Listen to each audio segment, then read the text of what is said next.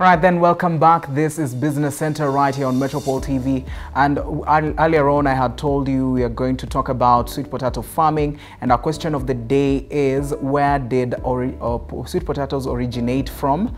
Where did sweet potatoes originate from? Send us your comments. We are live on Facebook at Metropole TV KE, and we'll read some of the comments as we go on with the show. Just send us your comments, tell us where you're watching us from, and we will sample your comments. But right now we are joined by Wangare.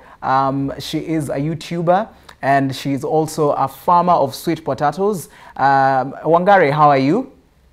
I'm fine, thank you, Kevin. How are you today? I'm very fine. Welcome to the show, and we're just going to have this great conversation about sweet potato farming.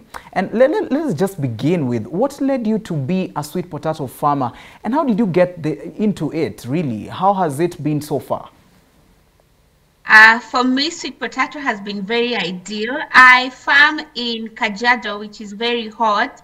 And so I try to look for crops that are drought resistant, and they will offer cover crop for my soil because it gets very dry very fast. So for me, it's been lucrative because it's a tuber compared to over the ground kind of crop. So I've been happy. It's been a very good journey for me. Okay, and how do you identify the soil? Now that you've said you farm in Kajiado, how do you identify the soil or the location that is best for sweet potato farming? I like that question, and a lot of farmers ask, can tomatoes grow here? Can onions grow here? Can the ngwashes grow here? And my answer is always the same, because I am not just a YouTuber. I actually empower farmers to know that we are living in the tropics. If you remember geography when we were in school, there's something called the tropics. It means the upper hemisphere and the lower hemisphere, and we are right in the middle near the equator, which means we have very good temperatures for basically anything to grow. And that is why Africa and Kenya per se is positioned perfectly for farming of anything. We can adjust it, just tweak one or two things, but I believe anything can grow here in Kenya because we are in the tropics. And on that point of us being in the tropics, once you plant a sweet potato seed, how long does it take to grow, and what do you really need as a farmer to ensure maximum yield? Okay, so you need soft soil so that the tubers can be able to penetrate and elongate and push back. So if you have clay types, characteristic type of soil, you will find that the tubers are deformed or they have a funny shape because they were struggling to enlarge and become bigger. So it is always good, no matter what soil you have. Some have the advantage, like people in Nyahururu are doing loamy soils and red cotton soil. Those ones have the advantage, but people like us who are dealing with black cotton soil and clay soil, those ones you have to do the intention of making sure that your soil is always loose and always, you know, keep weeding and keep making sure that there is enough air penetrating through the soil at all times. And now, after growing and taking care of your plant, explain to us a bit about the harvesting process of sweet potatoes. Yes, so sweet potatoes are pretty easy to harvest. You just need to pull out the leaves first, and then with your djembe, you go on the sides because you'll have made that bed, which is a raised bed, so that you can be able to know where the tubers are. Don't just grow it on flat land because of drainage as well. If you have an issue of a lot of rain like we are currently having, they will rot. So when harvesting, also follow that bed or that trench that you had made to make sure that you don't hurt any tubers, and you are able to dig them up and pull the rest with your hand to avoid damaging. And then also as well, leave some tubers behind for the next season. Yes. And do we... I should mention... Just continue. Yes, on harvesting and post-harvesting care, tubers, especially sweet potatoes, get sweeter with time. So the longer you keep them in your storage room, the sweeter they get. If you find a blunt sweet potato, just keep it in your shelf for a few more days or a few more weeks, even months, and it will get sweeter. Oh wow, that's really interesting. And how long does for example, you've harvested your sweet potato. can you go ahead and maybe you've harvested this? We are in June. You've harvested in June. Can you stay up to the next year in January, and then you say you're going to eat it in January or a year after? Yes, yes, definitely. As we say, it has good shelf life, and part of post-harvest care is keeping it in a dark room where it's not exposed to sunlight or moisture. Otherwise, it will start regrowing, and it will depend why you're preserving it. If it's for seeding back into the soil, then it's okay if it shoots. But if it's for preservation for eating, just keep it in, imagine of your grandmother in a granary somewhere dark, or if it's in your house, in a dark cabinet under the sink somewhere. It should survive for a few months. Okay, thank you so much for that. And how do you know as a farmer that your product has been infested by pests and diseases? And what are the signs to look out for? So the biggest challenge with squashes is rodents and moles. They dig under there and you're thinking, oh, my leaves are looking so good, something must be happening under the ground. And then you find that someone has been nibbling on your product. So it's unfortunate. Most are advised to use traps because the moles are the biggest challenge. The other challenge is small insects that just bite and leave marks, which is not ideal for the market. So it's important to also use an ideal pesticide. For organic farmers, they are asked to mix garlic and chili and spray it on the crop to reduce on the pests. But on the small animals like moles and rodents, those ones we have to use traps as well. All right, and now before we move on, we had talked about the harvesting of sweet potatoes. How long do you know that now the sweet potato is ready for harvesting? How long does it take? Does it take 3 months? Does it take 5 months? How long does it take? About the 4th to 5th month, you should start seeing the leaves turn yellow and probably start to dry, because there is a cycle. So that you plant the vines, you don't plant the tuber itself, you plant the vines, and then the vines will start becoming bigger and better, the stems becoming thicker and just basically colonizing your land. And then after that, you will see the cycle go into the dry season, the leaves turning yellow and eventually drying up, and then it's time for harvest. Ah, all right. And also on that, how do you know a tasteless sweet potato? And without peeling off the skin, how do you just know that this is going to be sweet or not? Traditionally, that's a risky affair. But for us who have interacted with it, the one that is yellow on top, inside, they tend to be sweeter. And then the white ones from Kisi, the ones that are whitish and creamish on top, those ones also tend to be sweeter.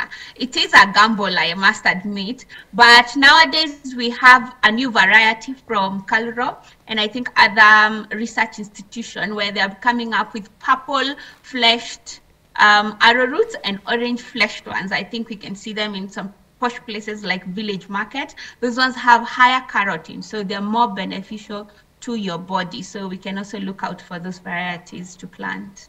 All right, and the flat ones, the ones that are flat, how do you tell? How do you tell? Because now you've told us the sweet ones. How do you tell the sweet ones from the flat ones? The ones that are going to be flat. They're yellow in color inside. If it's red on top and white inside, there is a high chance that it won't be sweet. So that's how I know. And then also try and see if they look fresh from the farm, they have parts of soil still attached to them, they probably need a little bit of shelf life so that they can get sweeter on their own. All right. And for most people, they use sweet potato as an alternative breakfast option. I mean, everyone in Kenya. So what is the economic importance of potatoes in the country, really? So first is nutritional. They are high complex carbs, which means they'll stay in the stomach longer, which means you won't have cravings as opposed to eating bread or other more processed and refined sugars. So that's number one. It's that health, and you know, health is a long journey in terms of cost cutting. The more you eat healthier, the more you are saving your savings in the future. So that's number one. Number two is that they are mostly, they're hassle free. You just put down the vines, some little rain, and the vines get roots, and eventually those roots become tubers. So they're hassle free. And then number three, there is a lot of value addition that is currently happening with sweet potatoes. We are seeing people making powders that can be added to porridge, which is also a breakfast option. We are also seeing people making chips from them, people adding them to chapatis for our street food lovers like myself. Yes. Okay, so how many sweet potatoes exist, and how many types of sweet potatoes do we have, or we just have one? There are quite a lot. I think almost more than 40 to 50 varieties. It just depends on the region, because the soil determines whether they become sweet, whether they get what kind of color. It also depends on the mother crop. If the mother crop was a hybrid, which means they have more carotene, like the purple fleshed, we're talking about the orange fleshed, and then the traditional ones that we have had. We have had some crossbred with yams in Nigeria. So we have quite a lot. I don't have the exact number, but there are quite many. And also what you get in the market, if you plant, it also adapts to the kind of soil that you plant it into, so it won't be the original version as well. All right, and then in Kenya, which season is really the best for planting sweet potatoes in order to get maximum yield as a farmer? Rainy season. Always the rainy season, but we're trying to encourage farmers not to rely on rainfall alone and try and go off the curve. That way they have the advantage, the economic advantage of being in the market when there are very few farmers selling. And as we know, if the demand is high and the supply is low, the prices are better for the farmer. So we are encouraging farmers to try drip irrigation, sprinkler irrigation, so that they can be able to have that. The good thing about sweet potatoes is that it's a cover crop. It kind of colonizes and covers your soil, so even if you are irrigating, you won't use as much water as if you are planting something like cabbages or tomatoes. And really, how is the market of sweet potato in Kenya currently? Because now with the COVID-19 pandemic, how is the sweet potato market in the country? I would say it's better because the COVID-19 has come to disrupt and show us that we need more foods that will boost our immunity. And one of the ways is going back to our traditional food. And sweet potatoes is some of the foods that we naturally know that our grandmothers fed us. And they're still highly, highly nutritious. So I think sweet potatoes are on the upward curve because people are appreciating more natural foods.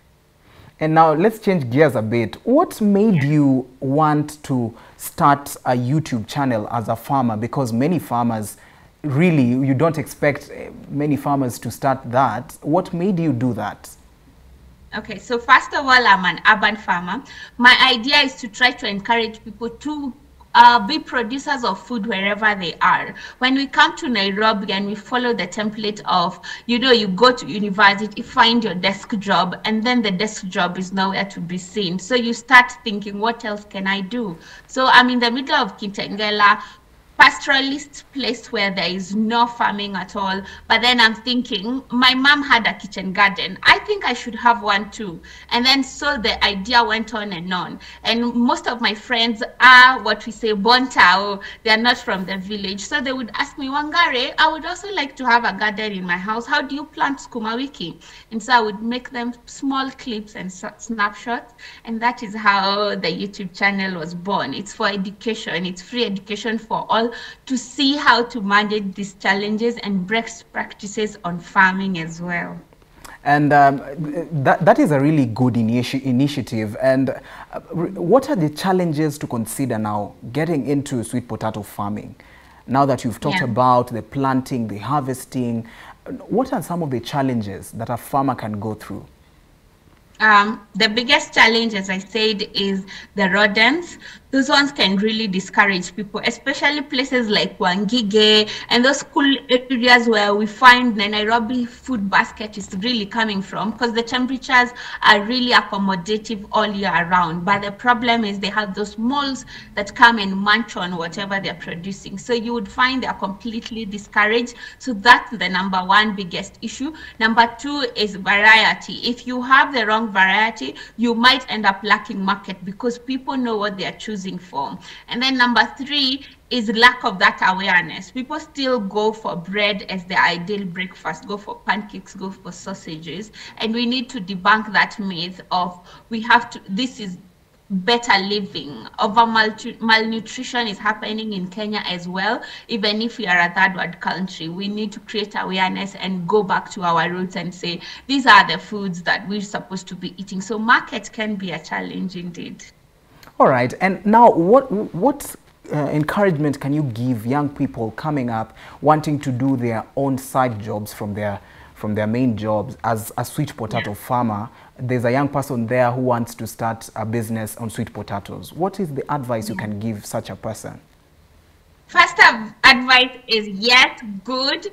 Number two, start. Action. I'll meet a lot of people who have the desire, who enjoy farming, who would like to start farming one day. And my advice is start, no matter how small. Get 2-3 vines from your neighbor. If you go visiting someone and you find they have these sweet potatoes, borrow them a few vines. They will not say no. And then go try it out. The other thing is you don't need a farm to farm. For young people, their biggest challenge is, but I don't have land. But we have seen, especially for my project Farmer on Fire, as looking for vertical gardens, for people who are in balconies, for people who have very limited spaces and can still farm sweet potatoes, because on the ground you'll just put your vegetables, which is spinach and skuma wiki, and in the bottom of the container, the bucket, the gunia, you can still have sweet potatoes growing inside that vessel.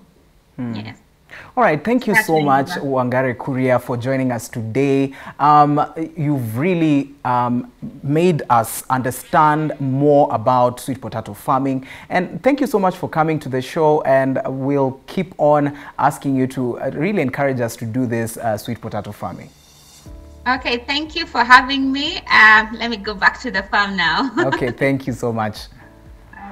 All right, then we'll come back with more innovations and agri-facts. Let's go for a short break.